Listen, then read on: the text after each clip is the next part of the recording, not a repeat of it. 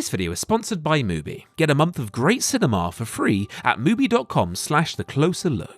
Has this ever happened to you? You watch a movie, whether it be the Super Mario Bros. Or Venom, and you love it to bits. You have so much fun. Then, after you see the Rotten Tomatoes score, and it leaves you wanting to ask the critics, what is wrong with you? Why are critics so detached from reality? Well, here's the thing. I am a movie critic. It is literally my job to watch films for you guys and break them down on this channel. And as a critic, I'm compelled to say that if you look at Rotten Tomatoes and the critic score determines whether or not you watch that film, you're doing it wrong. Rotten Tomatoes, to put it simply, is a joke that is near useless at determining whether or not you should watch any given film, and it always has been. We'll get to why in a second, but the Super Mario Bros. Movie is a perfect example of this. I saw it the other night, and I thought it was fine. I didn't hate it by any means, but I certainly didn't like it anywhere near as much as I've liked recent releases like The Menu, for example.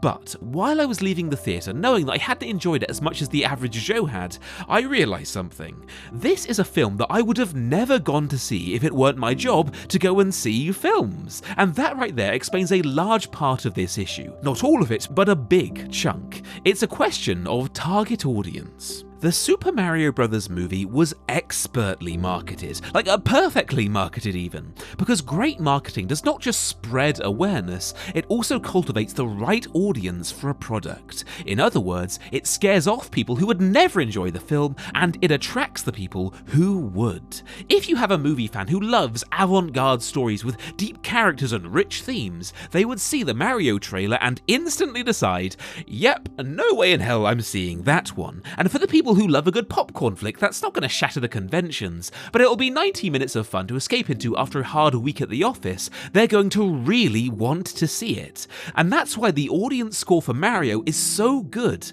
because you have all of that combined with how it fully delivers on the expectations those folks had going in, with fun set pieces, a few alright jokes, a very good animation to give credit, and tons of callbacks to the original games that really get that nostalgia flowing. That's why audiences loved this one so much. It's easy to see that 98% audience rating Mario got and think, wow, 98% of the entire film-going public loved this one? Like, how detached from reality do critics have to be to disagree with nearly 100% of the population like that?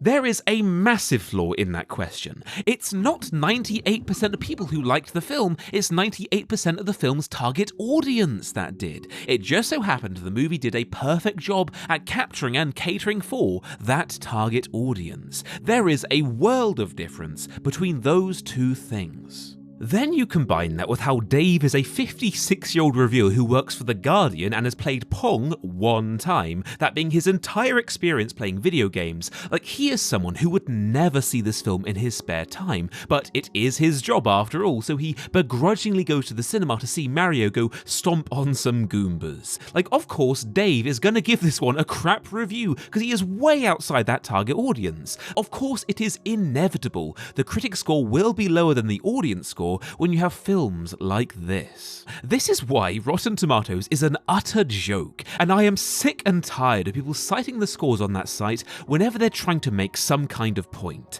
Not all, but a lot of the angst people have against modern movie critics lies at the feet of Rotten Tomatoes, and the deep, deep flaws in the way it portrays film reviews. Also, what I think is another really important reason why critics can disagree so fervently with audiences is because critics see so many films, they are hypersensitive to hackneyed things. Meaning if there's a cliche or a slightly overdone trope, most audience members won't care that much because they only see 4 movies a year in the cinema anyway, and they haven't had the exposure to that cliche or trope enough to make them not enjoy it. Meanwhile, when you have critics who watch multiple films every week, they're naturally going to care way more about that sort of stuff. What this means is within critic circles, you will find there is a considerably higher appetite for novelty than there is with general audiences. A great example to prove that is by looking at the MCU. With the first Iron Man film, it got rave reviews. In fact, critics enjoyed that one more than general audiences did. I'm an idiot! This is in part because it was just so fresh at the time. It was unlike any other superhero movie we'd had before that point. This pattern again continues with the first Avengers, something so unlike anything we'd ever seen before with a superhero team-up, and critics loved that one equally as much as audiences did. But then you compare that to, say, The Eternals or Black Adam, both of which for all intents and purposes were just more generic superhero films coming out amid a sea of other very samey films. The critics gave those ones crap reviews relative to general audiences. And yes, I think only a madman would argue The Eternals is even half as good as the first Iron Man film, but I do believe it got way worse reviews, in part because unlike Iron Man or The Avengers, The Eternals did nothing to push the envelope. There was nothing novel about the Super Mario Bros. Movie, nothing it's done that we haven't already seen before, so this lack of novelty made the audience-critic divide even larger than it was already going to be. This isn't to knock the film, it's okay to be formulaic, if that's what your target audience likes. But here's the thing. A lot of people are calling out from the rooftops that the age of the critic is over, how they are so detached from reality and what good storytelling even is at this point, that they no longer have any use in society, and everyone should simply ignore what they have to say. When people make this point, they almost inevitably cite Rotten Tomatoes as evidence. Now, this is my livelihood we're talking about, so thoughts like that do make me a little anxious, but I've got to say, putting my bias to one side, that actually, no. Seriously, no. The problem here does not lie in critics being detached, or at least not for most of them. So wow! I'm kind of shocked at how bad this movie is. When could Mario turn into a cat? I guess, if you're into furries, that works, and maybe that'll play really well in Asian markets. It lies in how people are looking at Rotten Tomatoes, seeing the average score given by critics, and extracting from that the very tenuous truth that because the average critic didn't like this one, yet I did, therefore all critics are useless to me, and I should ignore what they have to say, and that is simply an illogical way to perceive things. Having average reviews is such an infuriatingly stupid way to perceive how good a story actually is, because there is no such thing as an average in art. You might have a painting that is beyond beautiful, but it only really resonates with 10% of the people who see it, and 90% of people who see it just don't really get what it's about, but for that 10% of people, it is beyond moving. And if that's what the artist was trying to do, then that is a perfectly valid way to create art. Art is not some school test where you can use means and medians when analysing these standardised questions. You cannot do that with movies without mutilating the core beauty of what movies even are. A lot of you guys watching are writers, and to you writers out there, would you rather write something that profoundly affects 50% of your audience? So much so, it changes their perception of the world, and they still think about your story decades after. Meanwhile, the other half just really didn't care for it and were actually a little bit bored by it. Or would you rather write something that gets 6 out of 10s across the board, where nobody hated it, yet also nobody loved it? It was fine, passable, people had an okay time, but it didn't change anyone's life, and it is nobody's favourite story. Which of those two would you rather create? I would bet that the overwhelming majority of you would prefer to write that first one, right? Yet, if those two stories were given the Rotten Tomatoes scoring system, the first that profoundly moved so many people would get a 50% rotten rating. Meanwhile, the second, slightly better than mediocre movie would get a 100% rating, the highest rating it is possible to get. But, with all that said, I've got to give the devil his due here. The Rotten Tomatoes figures are not useless. They're not, because there is a correlation between those numbers and the objective quality of a film. It's not absolute, mind you, but there is a correlation there. However, while it is a vague indicator of quality, I'd still strongly argue this site is inadequate as a means to decide whether or not you should or watch any given film. After many years of recommending movies to people and it going poorly, a surprising amount of the over time, the thing I've realised is you can only recommend something to someone effectively when you intimately grasp what that person's tastes are. Recommending a movie well to someone is a lot harder than people think. All the time we fall for the trap of thinking, gosh, I really love Airplane. It's a comedic masterpiece. And then you have a friend who's looking for a good comedy and you recommend it to them, and they don't enjoy it. The correct thing to do in that situation is to not just ditch that friend and never see them again. It's to realise that there are many kinds of comedies out there. You've got romantic comedies, Greek comedies, sitcoms, optimistic comedies, dark comedies, farces, comedies which are unintentionally funny like the Resident Evil films. And so many other flavours of comedy, I could never list them all here. In a world where just within the genre of comedy, there are so many varying tastes and types, how the hell can you look at that lone percent figure on Rotten Tomatoes and accurately extract from that whether or not this is the kind of comedy that's made for you? Personally, I'm very eclectic and I would watch pretty much any kind of comedy if someone I trusted said it was good, but different people are different. A film can be, objectively speaking, like a bloody masterpiece that is perfectly made. That is no guarantee that you will love it. I like to think of this all as an equation, like how well crafted the film is, plus how well it plays into your tastes, equals how much you will enjoy it. Rotten Tomatoes, to be fair, does give you a vague idea of the film's quality, but it does exactly bugger all to let you know how well it plays into your personal tastes, making it a pretty crap way of determining if it's worth seeing for you. But okay, if using Rotten Tomatoes is a really flawed way to see how good a story actually is and to know whether or not you should actually watch it, how should we perceive good storytelling? Some may say to that question that art is fundamentally subjective. And while that is, technically true, I don't like to phrase it in that way because I think it can be thought of in a much more useful way than that.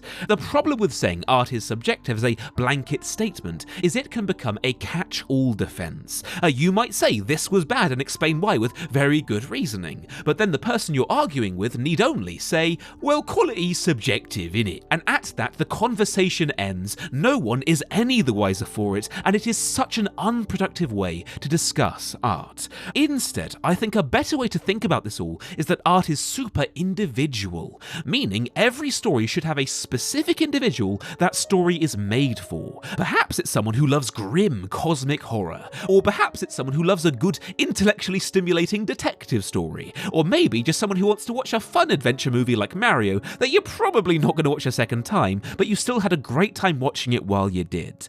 And whether or not that story is good should be solely determined by what the target audience thought of it. If someone says Mario was crap, but that person has never played a video game in their entire life and is a 68-year-old critic whose favourite writer is Shakespeare, you should definitely ignore them. But when someone is a massive Mario fan, the kind of person the film is made for, and they turn around saying, well, that film just wasn't very good, that's when you know the story really did drop the ball. Framing it in terms of target audience, that is a much better way to perceive things than just the blanket term, art is subjective, if you ask me. But alright, if Rotten Tomatoes is a joke, what is the alternative? Like, how do I know if I should watch a film or not? Well, what you want to do is find specific critics who resonate really well with your personal tastes. For all intents and purposes, find critics who are within the same target audience as you are. There are tens of thousands of critics out there in the world, and it simply is the case that at least a handful of them have the exact same tastes you do. Start by following a bunch of critics, see what they have to say, and if they say Mario was a crap film but you actually quite loved it, then stop listening to that critic. If they say The Menu was a sublime masterpiece and you agree, then pay that critic's recommendations far more heed going forward.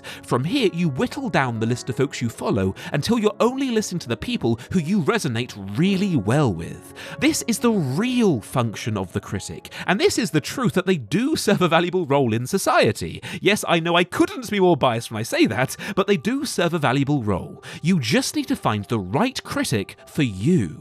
That is the function critics should be serving, rather than being data points for highly flawed, poorly designed scoring systems. But one of the things that peeves me about modern cinema is how I swear it's become less creative over the past few years.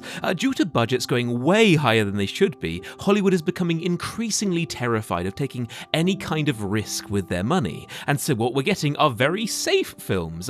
We're getting every Disney film being remade into live action. We're getting very samey superhero films every few months. And it's only once or twice a year we get a truly great film bless our screens, like Across the Spider-Verse. I'll be honest, my passion to go to the cinema has been dwindling lately because Hollywood has been especially uncreative over these past few years. If you feel the same way I do right now, I'd love to share with you what's actually been a really good solution for me, and it's called Mubi. Basically, Mubi is a streaming site run by folks extremely passionate about good cinema, so they're constantly handpicking films they love and adding them to their site. Not only do they have plenty of popular films by people like Tarantino, they also go out of their way to curate a list of quality indie ones too, even giving you a little note by each film on why they think you should check it out, which is just a lovely touch. So, if you've ever wanted to watch more indie stuff, Mubi is absolutely perfect for you. It's nothing like other big streaming sites who will go unnamed, because they have a very quantity over quality approach. That is not the case with Mubi. They make sure that if they have a film, it's a bloody good one. A great one I watched there recently is Oldboy. It's basically about a guy who's imprisoned for 15 years without any explanation, then is inexplicably released, and he goes on a quest to kill whoever it was who locked him up.